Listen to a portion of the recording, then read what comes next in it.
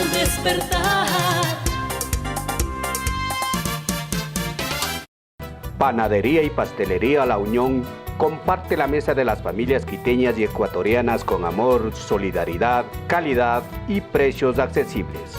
34 años deleitando los paladares de chicos y grandes con variedad de panes, tortas y pasteles. La Unión es tradición de sabor, sello de garantía, calidez de servicio y ambiente laboral de respeto. Les esperamos en Panadería y Pastelería La Unión para juntos seguir horneando y saboreando el mejor pan nuestro de cada día.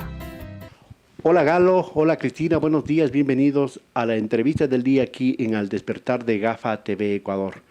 Estamos a pocas horas de que el presidente Guillermo Lasso cumpla su primer año de gobierno. El próximo día, martes 24 de mayo, cumplirá sus primeros 365 días de gestión de gobierno, para lo cual hemos invitado para hacer un balance, una evaluación de este primer año al doctor Napoleón Saltos Galarza, a quien le vamos a dar el saludo cordial y la bienvenida y preguntarle de entrada, por favor, para ser positivos, me dicen, ¿qué es lo de bueno? ¿Qué es lo positivo que ha hecho el señor Guillermo Lasso en este gobierno en su primer año? Muy buenos días, gracias por la invitación. Recojamos lo que él mismo dice que es positivo en su propaganda. Él menciona como algo positivo en este año la campaña de vacunación y el combate al COVID. Señala que allí se habían logrado algunos de los resultados para luego ser eso una base de la reactivación productiva. Y el segundo hecho que presenta como positivo es que en este momento la Reserva Internacional está bordeando los $10.000 y con eso ha logrado obtener un certificado de buena conducta por parte del Fondo Monetario Internacional al reducir el déficit presupuestario del 7.5%, como él anuncia, al 2%. Entonces estas son dos medidas de oportunidad que están presentando desde la propaganda del gobierno y que habría que analizar en relación al quehacer en su conjunto. Napoleón, el gobierno también dice en sus anuncios previo a su informe en la Asamblea Nacional que ha reducido la pobreza en cerca de 800.000 ecuatorianos, ha generado más de 350.000 empleos adecuados y que ha hecho un sinnúmero de cosas. ¿Hasta dónde aquello es positivo y cierto, Napoleón? Ahí ya entramos en el otro lado de la medalla, porque uno de los fracasos de este gobierno es precisamente la incapacidad de reactivación productiva, dado que tiene una visión más bien financiera y monetaria de la economía. Una visión, pongámosle aquí para que entienda la gente, de banquero. El manejo del dinero, no la reactivación de la economía, no la reactivación de la producción. Y si no hay reactivación de la producción, no hay creación de empleo. ¿Cuál es la forma que están planteando? Hay un cálculo que ahora están manejando a través de lo que llamaríamos la precarización del empleo.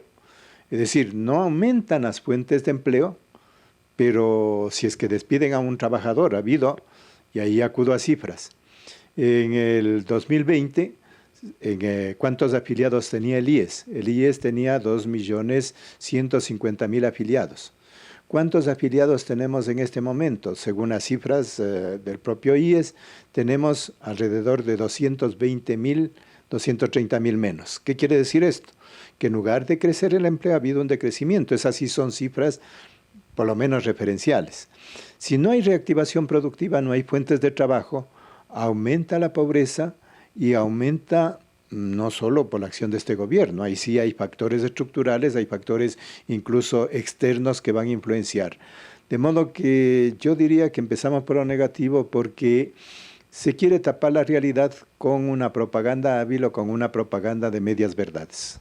En todo caso, el gobierno se sostiene que en un año ha hecho muchas cosas y que tampoco le han dejado la mesa servida el señor licenciado Lenín Moreno y un sinnúmero de cosas. Y hemos hablado un poco de lo positivo, pero tan reducido, ¿eh? No sé si somos mezquinos en hablar de lo positivo del gobierno del señor Guillermo Lasso.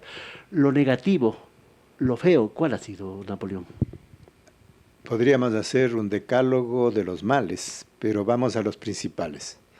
Empecemos porque la gente dice, cuando se hace una evaluación hay tres posibilidades de evaluación. Una, medir desde la propuesta del gobierno, qué es lo que ofreció, ha cumplido o no ha cumplido. Dos, medir desde el criterio de la gente, qué es lo que esperaba la gente y cuáles son las expectativas. Y tres, ver el proceso general del país. ¿Qué es lo que pasa? Yo querría partir del segundo aspecto. ¿Qué dice la gente? Siente que no hay gobierno, siente que respecto a la economía no ha habido una atención a los problemas fundamentales. Todas las encuestas de opinión señalan como problemas básicos la crisis económica, el desempleo. Segundo problema, el tema de la seguridad. Es decir, en lugar de atender, porque ya se sabe, todos estos son problemas heredados, no problemas que hay que echar la culpa al otro. Si uno asume el gobierno, tiene que ser para conducir. El tema de la seguridad se ha ido agravando y quizás esto es lo más negativo porque sabemos que el Ecuador está sometido a la presión del capital criminal, del narcotráfico, a este capital mafioso que se mueve a nivel mundial. Esa es una de las tendencias mundiales. Pero el gobierno debía tomar en cuenta, sin embargo, las oportunidades que se presentaron, por ejemplo, en el caso de los papeles Pandora, que era posible aclarar y tener un muro de contención a través de la acción no solo del gobierno, sino de la Asamblea, terminamos en una situación mucho más compleja. Y para ir, tercer elemento, además de la crisis económica y el problema de seguridad, yo diría que el problema que tenemos acá es especialmente esta situación de crisis de la democracia. Ya no es una crisis tradicional, es un problema de representatividad. Otra vez, si vemos la opinión de la gente, veamos tendencias en términos de encuestas. Lasso empezó con 74% de aceptación, hoy día tiene 74% de rechazo, o sea, exactamente se da la vuelta. De modo que, diríamos, esa es una fotografía de la situación que vive el gobierno.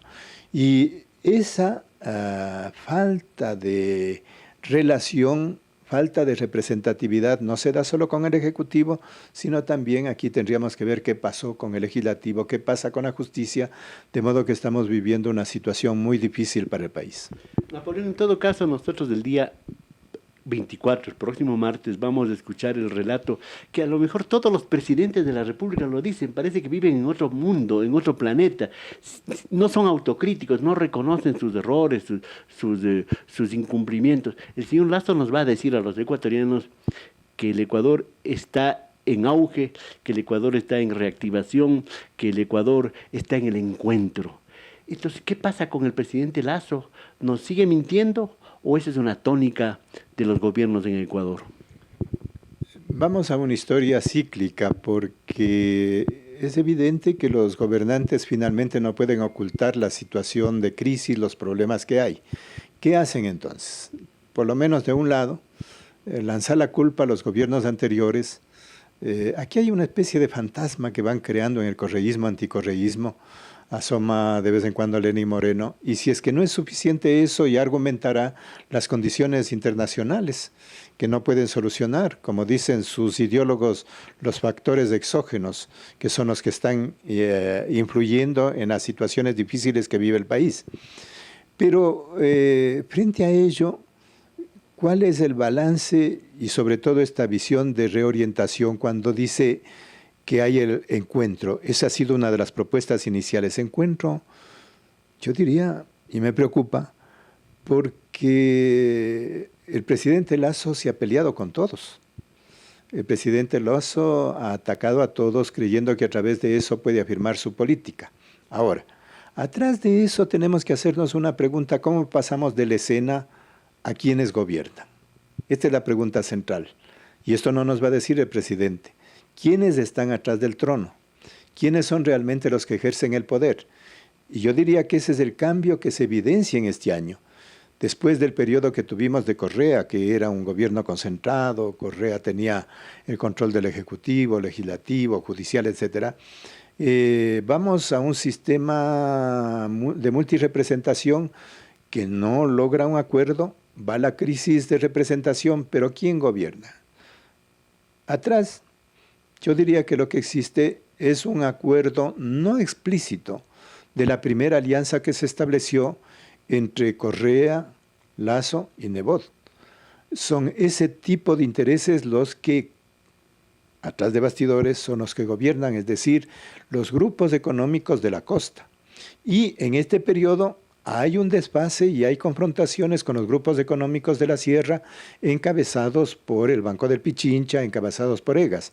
Entonces, esta disputa arriba, que es extraña a la población, hace que la política esté alejada de la gente, esté alejada de los intereses de la población.